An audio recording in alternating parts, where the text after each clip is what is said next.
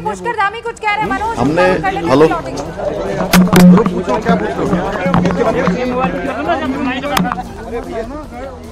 आज मतदान आपने किया है, परिवार के साथ मतदान किया है, एक बार फिर क्या महसूस है आपको कि अभी मतदान के लिए बचा हुआ?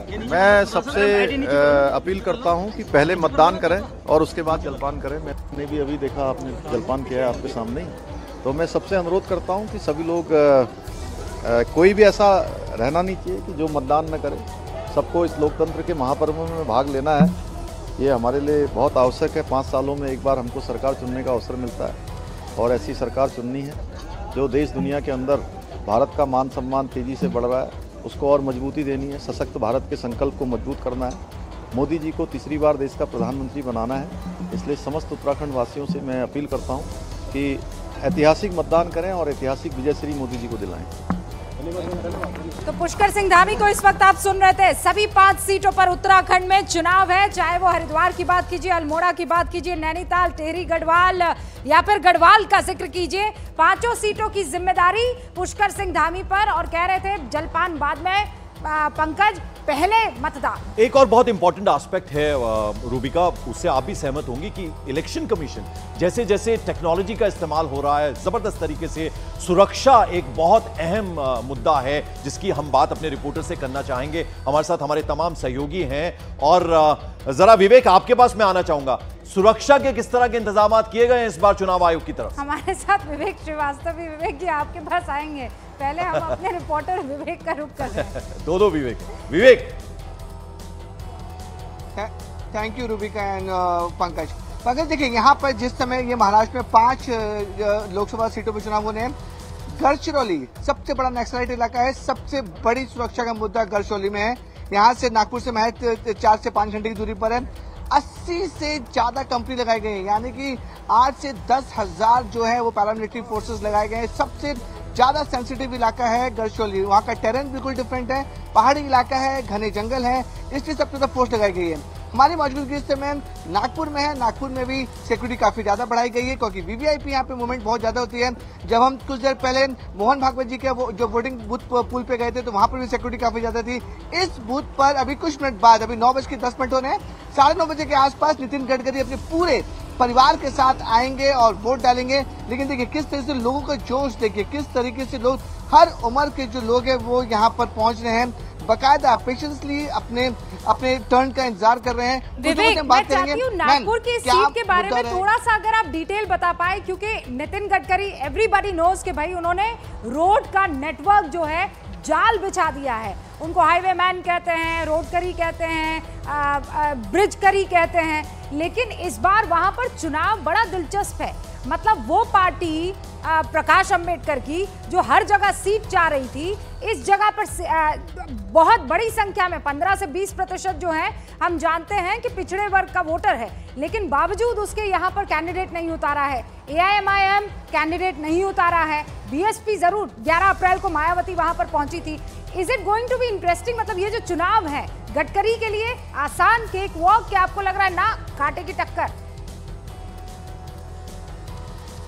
रूबिका देखिए यहाँ पे महाराष्ट्र में 2 चीज होती है, महाविकास अघाड़ी जिसमें शरद पवार गुट, उद्धव गुट और कांग्रेस है। ये नितिन गडकरी जो कैंडिडेट है बीजेपी के हैं, लेकिन महाराष्ट्र में महायुति से बोलते हैं। महायुति में बीजेपी है, अजित पवार गुट है और शिंदे गुट है। तो यहाँ पर दोनों पार्टी, महाविकास अघाड़ी की बात करें और महायुति की बात करें, तो महायुति की तरफ से यहाँ पर नितिन गडकरी जी को उतारा गया है और महाविकास अघाड़ी की तरफ से कांग्रेस के जो कैंडिडेट हैं विकास ठाकरे, उनको यहाँ पर उतारा गया है। हालांकि जो अब नितिन गडकरी की पूरी कोशिश होगी, वो तीसरी बार यहाँ से जीते, हैट्रिक माने। 2014 में जीते थे, 2019 में जीते थे और 2024 में अब उनका टर्न है। और दोनों टक्कर जो दोनों लोग, दोनों कैंडिडेट, नितिन गडकरी की बात करें या फिर विकास ठाकरे की बात करें, दोनों की पूरी कोशिश रहेगी कि वो चुनाव जीते। दोनों पार्टी दावा करें, दोनों नेता दावा करें। फर्स्ट टाइम वोटर्स हमारे साथ है, उनसे हम उनसे बात पूछते हैं। क्या नाम है आपका? वरद। पहली बार वोट करोगे? हाँ, किया मैंने। क्या वोट? अच्छा, वोट मत बताना किसको दिया किसको नहीं, लेकिन किस मुद्दे पर क्या चल रहा था? ईवीएम मशीन आपने पहली बार देखी? लिया, विकास के मुद्दे पे। विकास के मुद्दे पर? हाँ, बोलो। विकास होना चाहिए और अभी भी हुआ है और विकास के लिए तो रूबिका सुनिए, ये अर्थ है 18 साल के फर्स्ट टाइम वोटर्स हैं, सीरियस टॉपिक पे बात करें, विकास का मुद्दा बोल भी रहे कि विकास हो भी रहा है और ज्यादा होना चाहिए, उसी मुद्दे को उसी जहन को लेकर इन्होंने फर्स्ट टाइम वोट किया। बन सकता है, सतीश जी भी मानेंगे, राहुल महाजन भी मानेंगे और विवेक श्रीवास्तव भी मानेंगे, बाकी सारे रिपोर्टर पंकज भी मानेंगे। वर्ल्ड रिकॉर्ड बन सकता है कि वोटर के पास जाइए और पूछिए भाई क्या, तो वो कहेगा विकास। विकास इतनी मर्तबा बोला गया है इन चुनावों में, मुझे नहीं लगता उसकी कल्पना भी की जा सकती है। बिल्कुल, और केंद्र सरकार की तरफ से हमेशा ही कहा जाता है कि पिछले 10 सालों में डेवलपमेंट का जहां तक बात है रूबिका, वो बहुत हद तक हुआ है। हमने जो जो वादे किए थे वो डिलीवर भी किए हैं। इस बीच आपको बता दें, कैराना एक बहुत ही इंपॉर्टेंट सीट है, समाजवादी पार्टी की कैंडिडेट है वहां से इकरा हसन, उन्होंने भी जीत का दावा किया। हमारे सहयोगी जावेद से उन्होंने बात किया, ये सुनते क्या कहना। इकरा हसन न्यूज़ 18 इंडिया पर बातचीत करने के लिए मौजूद हैं। इकरा, सबसे पहली प्रतिक्रिया आपकी, बहुत लंबा कैंपेन आपने किया, हमने देखा आप अकेले ही पूरे कैंपेन को लीड आप कर रहे थे। क्या इकरा हसन के नाम के आगे सांसद का टाइटल लग पाएगा?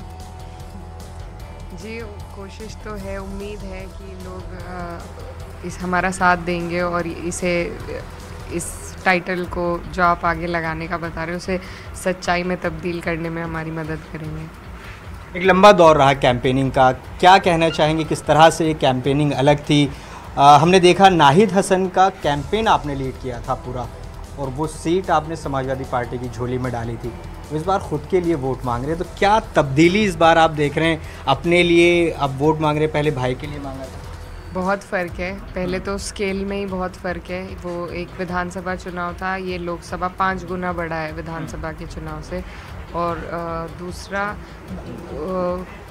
अपने लिए वोट मांगना और किसी और के लिए वोट मांगने में बहुत फ़र्क है। किसी और के लिए वोट मांगना बहुत आसान है, अपने लिए वोट मांगना बहुत मुश्किल है।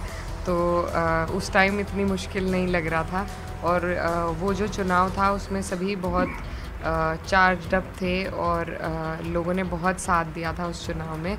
अब भी बहुत साथ और समर्थन मिल रहा है, सभी का प्यार है। लेकिन वो चुनाव एक अलग जोश का था क्योंकि मेरे भाई जेल में थे।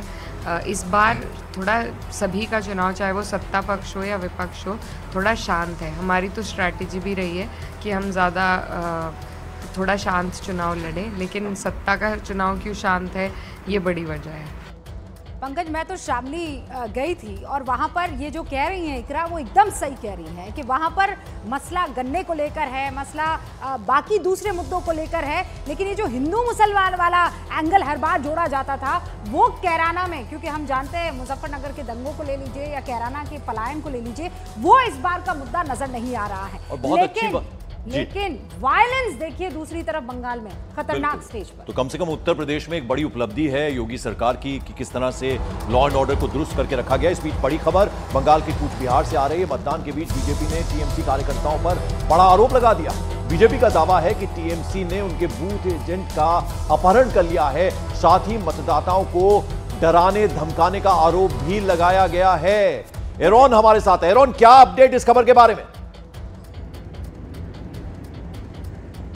देखिए, वो तो खबर था, अभी जो लेटेस्ट खबर आया है तृणमूल का यहाँ पे जो दीनहाटा 1B ब्लॉक, यहाँ का जो 1B है वो ब्लॉक का जो प्रेसिडेंट है तृणमूल का अनंत बर्मन, उसके ऊपर उसको मारधोर हुआ है उसको, एवं ये जो लोग तृणमूल कह रहे हैं बीजेपी किया है। हम लोग दिखाएंगे कि यहाँ पे जो वेस्ट बंगाल के मंत्री है उदयन गुह, आपको पता है काफी सारे टाइम जो निशित प्रामाणिक के साथ क्लैश के बारे में आपने देखा, जो उदयन गुह के साथ लगा रहता है, वो उदयन गुह अभी थोड़ी देर पहले थाना में गए थे।